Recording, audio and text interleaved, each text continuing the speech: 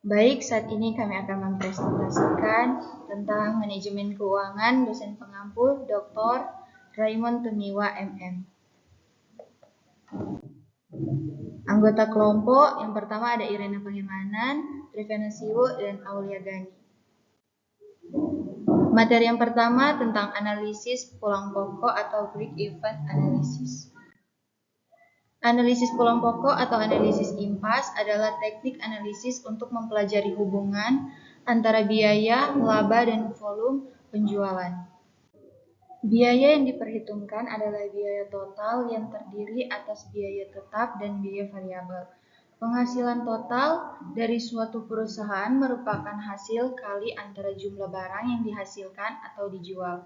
Biaya variabel adalah biaya yang besarnya berubah-ubah sesuai dengan perubahan volume barang yang dihasilkan atau diproduksi. Menentukan break-even point. Yang pertama, menentukan BAP secara grafik, di mana R sama dengan revenue penghasilan, C sama dengan cost atau biaya, TR total revenue atau total penghasilan, TC sama dengan total cost atau biaya total, VC variable cost atau biaya variabel,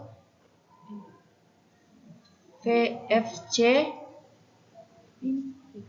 fixed cost biaya atau biaya tetap, BAP break even point atau trik pulang pokok. KP sama dengan kualitas produk pada keadaan AP dalam unit. RCO sama dengan penghasilan dan biaya pada keadaan BAP dalam rupiah. Yang kedua, menentukan BAP secara matematis. Untuk menerapkan posisi BAP secara matematis dapat dicari formula atau rumus untuk mencari tahu menentukan BAP dalam unit dan BAP dalam rupiah. Kedua rumus BAP dalam unit dan rupiah tersebut dapat dijelaskan sebagai berikut. TR sama dengan harga per unit dikali kuantitas sama dengan P kali Q. TC sama dengan biaya tetap ditambah biaya variabel sama dengan VFC tambah VC. VC sama dengan biaya variabel per unit dikali kuantitas. 3. Menentukan BAP untuk dua macam produk. Apabila perusahaan menjual dua macam produk atau lebih, maka komposisi atau pertimbangan penjualan rasio kontribusi margin merupakan antara sebuah penjualan dengan biaya variabel dalam rumus BAP diperoleh BAP dalam rupiah sama dengan FC bahagi 1 per VC per P. BAP non-linear. Analisis BAP yang akan dibahas sekarang apabila fungsi pendapatan dan biaya tidak linear, misalnya berbentuk parabola. Pada keadaan non-linear ini, maka biaya, volume, dan laba, baik menggunakan fungsi linear maupun non-linear, tidak berbeda. Apabila volume produksi dihubungkan dengan biaya produksi, maka volume produksi ini akan menentukan besarnya jumlah biaya yang harus dikeluarkan untuk membuat barang tersebut. Kita masuk dalam materi berikut, yaitu BAP untuk perencanaan laba. Analisis break-even point sangat bermanfaat untuk merencanakan laba perusahaan. Dengan mengetahui besarnya BAP, maka kita dapat menentukan berapa jumlah minimal produk yang harus dijual atau budget sales, dan harga jualnya atau sales price apabila kita menginginkan laba tersebut. Bisa kita lihat dalam contoh soal. Pada tahun 2001, perusahaan Andika dalam operasinya mengeluarkan biaya tetap sebesar 10 juta rupiah per tahun.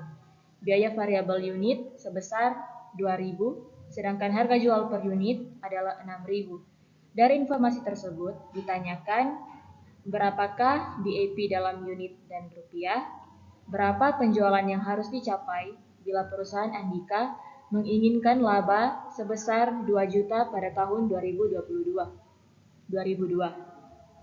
Berapa penjualan yang harus dicapai bila perusahaan Andika menginginkan laba sebesar 20% dari penjualan pada tahun 2003. Penyelesaiannya, yang pertama break-even point. BAP atau unit sama dengan biaya tetap 10 juta bahagi harga kurang biaya variabel sebesar 6.000 kurang 2.000. BAP unit yaitu 2.500 unit. BAP sama dengan 2.500 dikalikan 15 juta. Penjualan yang direncanakan atau budget sales bila ingin mendapatkan laba sebesar 2 juta. Penjualan sama dengan biaya tetap ditambah laba sama dengan 10 juta ditambah 2 juta. Bagi harga kurang biaya variabel sama dengan 6.000 dikurang 2.000. Penjualan dalam unit sebesar 3.000 unit. Penjualan sama dengan 3.000 dikali 6.000 sama dengan 18.000. Penjualan yang direncanakan atau budget sales tahun 2003 bila ingin mendapatkan laba 20%. Misalkan penjualan yang direncanakan sama dengan X. X sama dengan biaya tetap ditambah 0,2X sama dengan 10 juta ditambah 0,2X atau 1 dikurang biaya variabel atau penjualan.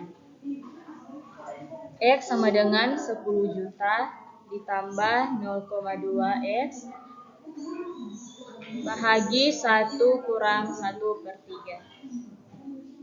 Buktinya penjualan sebesar 21.427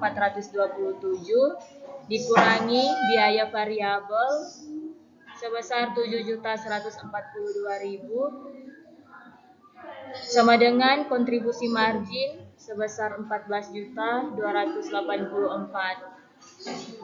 Biaya tetap sama dengan 10 juta dengan laba 4.284.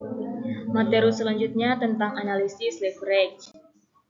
Penggunaan aset atau aktiva atau dana tersebut pada akhirnya dimaksudkan untuk meningkatkan keuntungan potensial bagi pemegang saham. Dalam suatu perusahaan dikenal dua macam leverage, yaitu leverage operasi dan leverage keuangan. Penggunaan kedua leverage ini dengan tujuan agar keuntungan yang diperoleh lebih besar daripada biaya aset dan sumber dananya. Leverage operasi timbul pada saat perusahaan menggunakan aktivi yang memiliki biaya-biaya operasi tetap. Biaya tetap tersebut misalnya biaya penyusutan gedung dan peralatan kantor, biaya asuransi dan biaya lain yang muncul dari penggunaan fasilitas dan biaya manajemen. Tingkat leverage operasi atau degree of operating leverage adalah persentase perusahaan dalam laba operasi yang disebabkan perusahaan 1% dalam output. Baik, selanjutnya masuk ke materi terakhir yaitu leverage keuangan atau financial leverage. Leverage keuangan merupakan penggunaan dana dengan beban tetap dengan harapan atas penggunaan dana tersebut akan memperbesar pendapatan per lembar saham atau value per share EPS. Tingkat leverage keuangan. Tingkat leverage keuangan atau degree of financial leverage merupakan persentase perubahan laba per lembar saham yang diakibatkan adanya perubahan dalam laba operasi. Dengan kata lain, DFL merupakan persentase perubahan EBIT yang menyebabkan perubahan pada EPS. Dengan demikian, DFL merupakan ukuran kuantitatif dan sensitivitas EPS perusahaan akibat perubahan dalam laba operasi perusahaan atau EBIT. Leverage total atau